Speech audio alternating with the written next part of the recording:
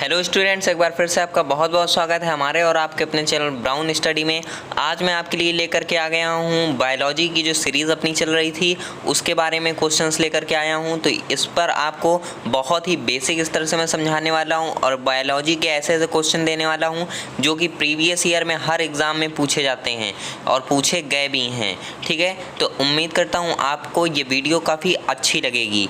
चलिए पहले क्वेश्चन की ओर अपने बढ़ते हैं। उससे पहले आपको बता देते हैं कि इस वीडियो में मैंने ज़्यादातर जो भी क्वेश्चंस हैं जो आपको ऐसे समझ में नहीं आएंगे तो उसके लिए मैंने फिगर तैयार किए हैं। फिगर के माध्यम से आपको समझाऊंगा कि किस तरीके से क्या होता है। तो चलिए बढ़ते हैं अपने फर्स्ट क्वेश्चन की ओर। फर्स्ट क्वेश्चन आपकी स्क्रीन पर दिया गया है। यहाँ पर देखिए क्या बोला जा रहा है। बोला गया है यहाँ पर एंजाइम क्या है।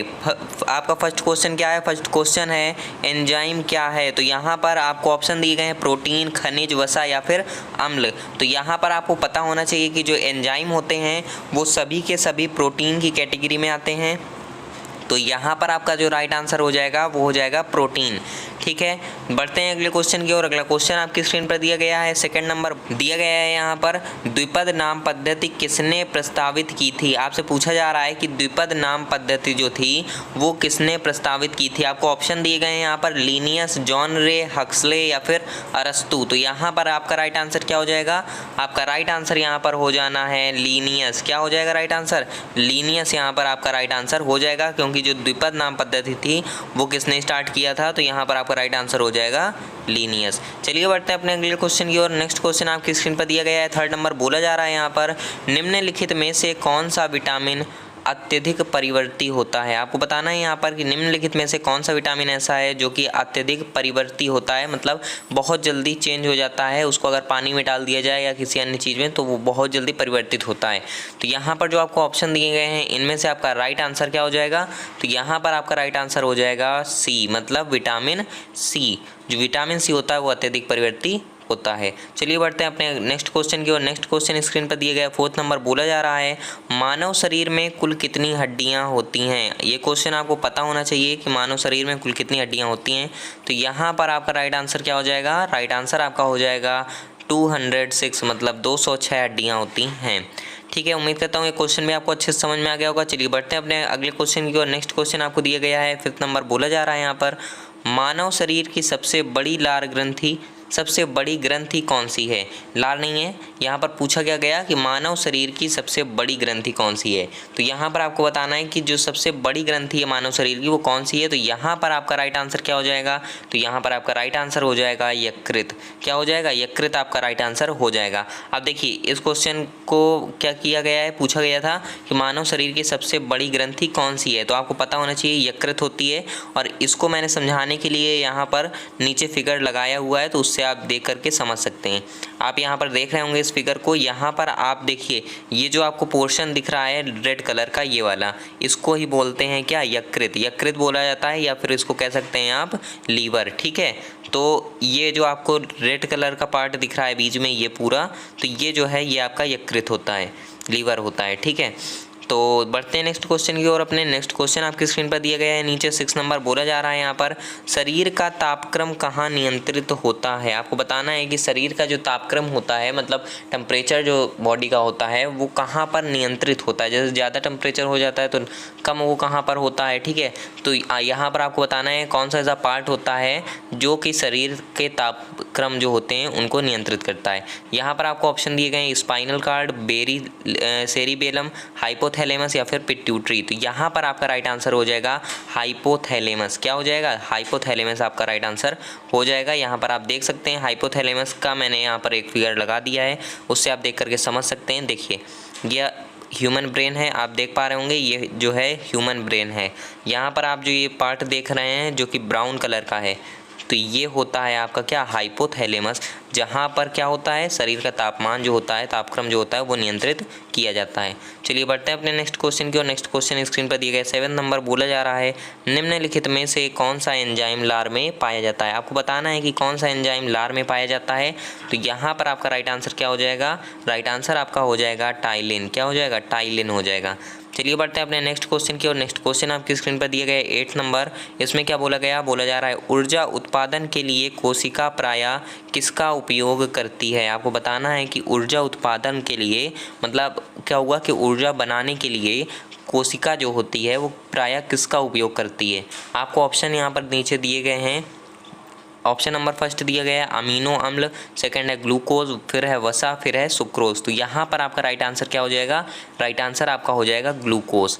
ठीक है, आपको पता होना चाहिए कि ग्लूकोज जो होता है वो अपने शरीर में ऊर्जा को बढ़ाता है।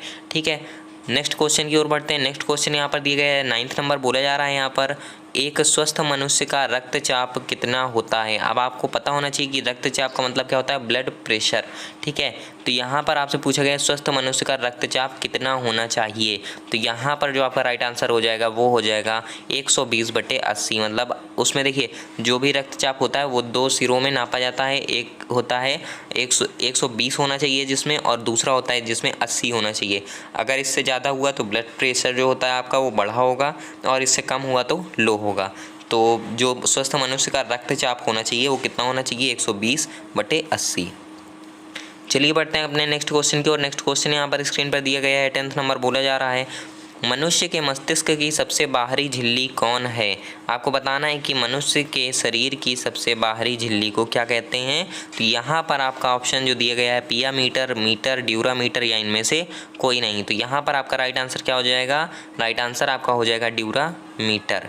ठीक है, अब आपको फिगर के माध्यम से हम समझा देते हैं कि ड्यूरामीटर कहाँ होता है।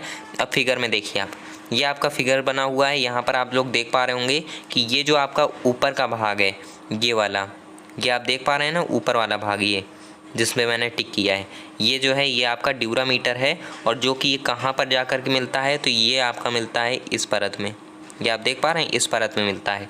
ठीक है, तो ये होता है आपका ड्यूरामीटर। उम्मीद करता हूँ आपको ये अच्छे से समझ में आ गया वो क्वेश्चन। चलिए बढ़ते हैं अपने नेक्स्ट क्वेश्चन की ओर। नेक्स्ट क्वेश्चन दिया गया है 11th नंबर बोला जा रहा है यहाँ पर, मनुष्य में बुद्धि और चतुराई का केंद्र क्या होता है?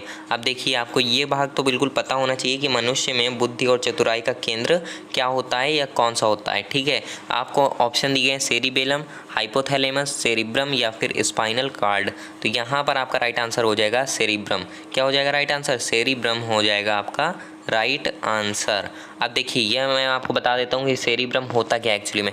आप लोगों ने देखा होगा कि अखरोट के आकार का जो मनुष्य का मस्तिष्क होता है इस तरीके से होता है ना, अखरोट के आकार का कुछ इस तरीके से होता है ऊपर का, और फिर ऐसे होता है, उसके बाद इस तरीके से ऐसे ऐसे करके ऐसे होता है ऊपर का भाग। ठीक है, तो ये जो मनुष्य के मस्तिष्क का भाग होता है उसको बोला जाता है सेरिब्रम।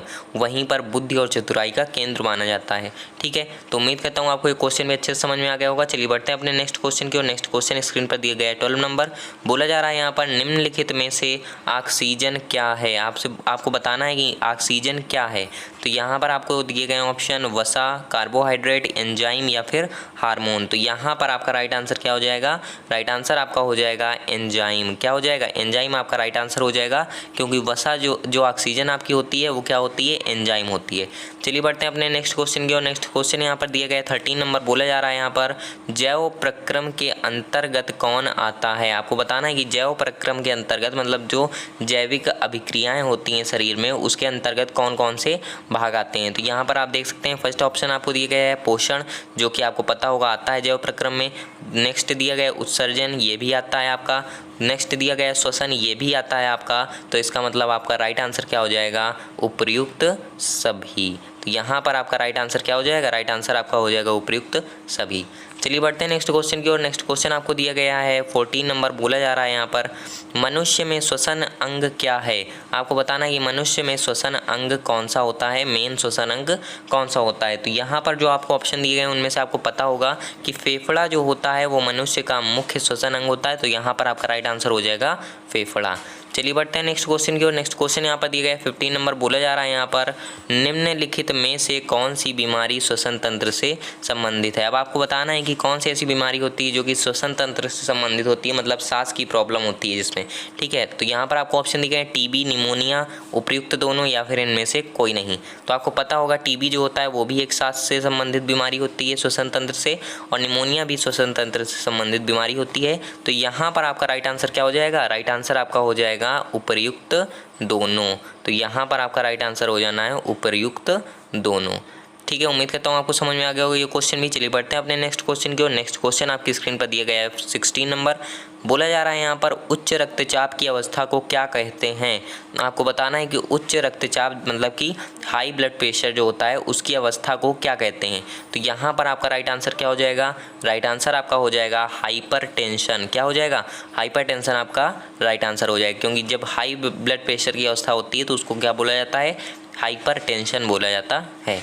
चलिए बढ़ते हैं अपने नेक्स्ट क्वेश्चन की और। नेक्स्ट क्वेश्चन दिया गया 17 नंबर। बोला जा रहा है यहाँ पर फेफड़ों का आकार कैसा होता है। आपको बताना है कि फेफड़े जो होते हैं उनका आकार कैसा होता है। तो यहाँ पर आपको ऑप्शन दिए गए गोलाकार, बेलनाकार, शंक्वाकार या फिर अंडाकार। तो अब देखिए ये क्वेश्चन मोस्ट इंपॉर्टेंट है, इसको अच्छे से समझ लीजिएगा, क्योंकि यहाँ पर आप में से काफ़ी बच्चे क्या करते हैं कि अंडाकार कर देते हैं, कुछ कर देते हैं गोलाकार। ठीक है, तो ये दोनों आपके बिल्कुल रॉन्ग आंसर होते हैं। कैसे होते हैं, बिल्कुल रॉन्ग आंसर होते हैं, इनको आप कभी भी मत करिएगा। आपका इसका राइट आंसर क्या होता है, इसका राइट आंसर होता है शंक्वाकार, क्योंकि फेफड़े का आकार जो होता है वो कैसा होता है, शंक्वाकार। चित्र के माध्यम से आप समझने का प्रयास कीजिए कि किस तरीके से होता है इसका आकार। देखिए यहाँ पर आपको चित्र स्क्रीन पर दिया जा रहा है, इस तरीके से आप लोग देख पा रहे होंगे यहाँ पर चित्र। देखिए ये जो आपका बना हुआ है ये शंकु के आकार का बना हुआ है। किस तरीके से बना हुआ है फेफड़ा, ये देखिए फिगर के माध्यम से समझिए, शंकु इस तरीके से होता है ना, इसी तरीके से ये देखिए बना हुआ है। ठीक है, तो ये आपका क्या हो जाएगा, शंक्वाकार हो जाएगा। ठीक है, तो आपके जो फेफड़े होते हैं वो किस तरीके से होते हैं, शंक्वाकार होते हैं। ठीक है, बढ़ते हैं नेक्स्ट क्वेश्चन की ओर। नेक्स्ट क्वेश्चन आपको दिया गया स्क्रीन पर 18 नंबर। बोला जा रहा है यहाँ पर भोजन का पाचन किस प्रकार की क्रिया है। आपको बताना है कि भोजन का पाचन जो होता है वो किस प्रकार की क्रिया है। यहाँ पर आपको जो ऑप्शन दिए गए हैं बोला जा रहा है इनमें उपचयन, संयोजन, अपचयन या फिर विस्थापन। तो यहाँ पर आपका राइट आंसर क्या हो जाएगा, राइट आंसर आपका हो जाएगा यहाँ पर उपचयन। क्या हो जाएगा राइट आंसर, उपचयन आपका राइट आंसर हो जाएगा। चलिए बढ़ते हैं नेक्स्ट क्वेश्चन की ओर। नेक्स्ट क्वेश्चन आपको दिया गया है 19 नंबर। बोला जा रहा है यहाँ पर फाइकोलॉजी में किसका अध्ययन किया जाता है। मोस्ट इंपॉर्टेंट क्वेश्चन की कैटेगरी में आता है। वहाँ पर आपका राइट आंसर क्या हो जाएगा, राइट आंसर आपका हो जाएगा शैवाल। क्या हो जाएगा, शैवाल आपका राइट आंसर हो जाएगा। उसके बाद बढ़ते हैं हम नेक्स्ट क्वेश्चन की ओर। नेक्स्ट क्वेश्चन आप यहाँ पर देख पा रहे होंगे कि नेक्स्ट क्वेश्चन आपसे पूछा जा रहा है यहाँ पर 20 नंबर में आपसे बोला जा रहा है यहाँ पर कि पर्यावरण का अध्ययन जीव विज्ञान की किस शाखा के अंतर्गत किया जाता है। आपसे क्या पूछा गया कि पर्यावरण का अध्ययन जो होता है वो जीव विज्ञान की किस शाखा के अंतर्गत किया जाता है। तो यहाँ पर आपको बताना है, ऑप्शन आपके सामने है, आपको बताना है किसके अंतर्गत किया जाता है। तो यहाँ पर आपका राइट आंसर क्या हो जाएगा, राइट आंसर आपका हो जाएगा पारिस्थितिकी। क्या हो जाएगा राइट आंसर, पारिस्थितिकी आपका राइट आंसर हो जाएगा, क्योंकि पर्यावरण का जो अध्ययन होता है वो जीव विज्ञान की पारिस्थितिकी शाखा के अंतर्गत किया जाता है। उम्मीद करता हूँ आज के आपको सभी के सभी क्वेश्चंस बहुत अच्छे लगे होंगे, क्योंकि मैंने आज कुछ नया ट्राई किया है जिसमें आपको मैंने फिगर के माध्यम से सभी प्रकार के क्वेश्चन को अच्छे से समझाने का प्रयास किया है। उम्मीद करता हूँ आपको ये वीडियो अच्छा लगा होगा। अच्छा लगा हो तो लाइक कर दीजिए, दोस्तों के साथ शेयर कर दीजिए, और चैनल को जिन्होंने सब्सक्राइब नहीं किया वो चैनल को सब्सक्राइब करके बेल आइकन को जरूर दबा लें। कल मिलेंगे एक और नई वीडियो के साथ, तब तक के लिए टेक केयर। जय हिंद, जय भारत।